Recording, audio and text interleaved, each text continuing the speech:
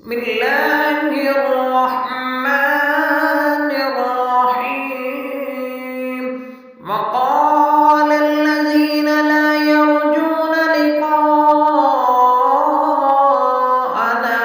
لولا